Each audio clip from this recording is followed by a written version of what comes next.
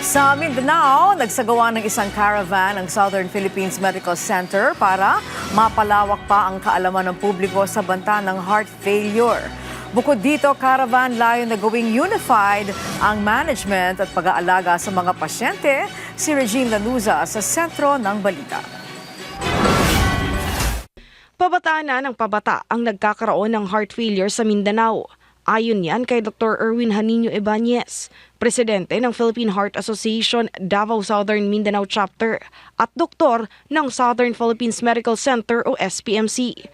Kaya malaking tulong ang isinagawang heart failure caravan sa SPMC, lalo na't ito ang pinakamalaking ospital sa bansa at isa ring regional heart center.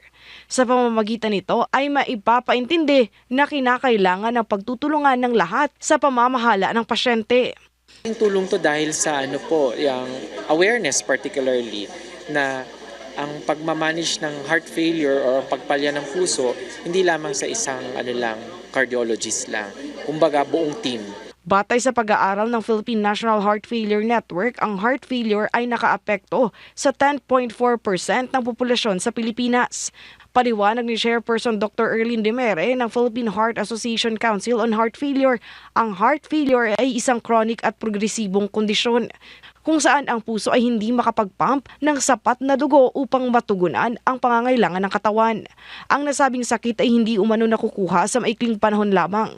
Ilan sa mga sintomas nito ay ang madaling mapagod, paninikip ng dibdib at pamamagaan ng paa na madalas ay hindi pinapansin ng mga tao kaya karaniwang nagre-resulta sa seryosong komplikasyon. Dahil dito, pinalakas ng nasabing grupo ang kanilang isinasagawang heart failure caravan.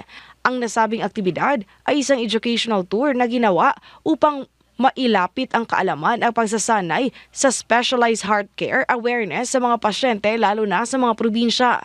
Layunin nito na ma-educate ang mga medical professional, maka-establisa ng mga lokal na heart failure clinics at mapababa ang mataas na bilang ng mga pasyenteng bumabalik sa ospital.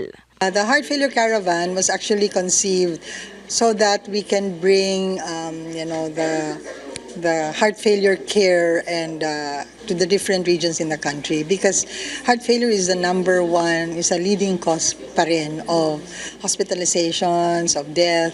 It's the final common pathway of all cardiovascular diseases. Dagdag pa ni Demere, mayroong iba't ibang stages at may mga risk factor tulad ng hypertension, diabetes, paninigarilyo, high cholesterol at iba pa.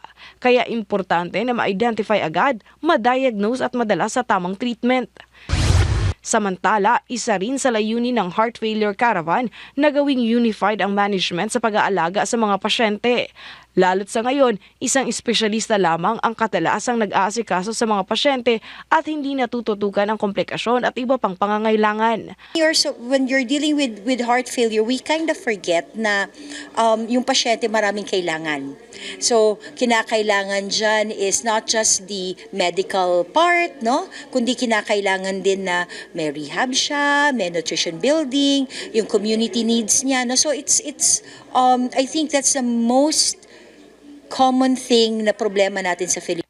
Ang Heart Failure Caravan ay umabot na rin sa Iloilo, Cagayan de Oro, Zamboanga, Clark, Baguio, Tacloban at Davao City. Regine Lanuza para sa Pambansang TV sa Bagong Pilipinas.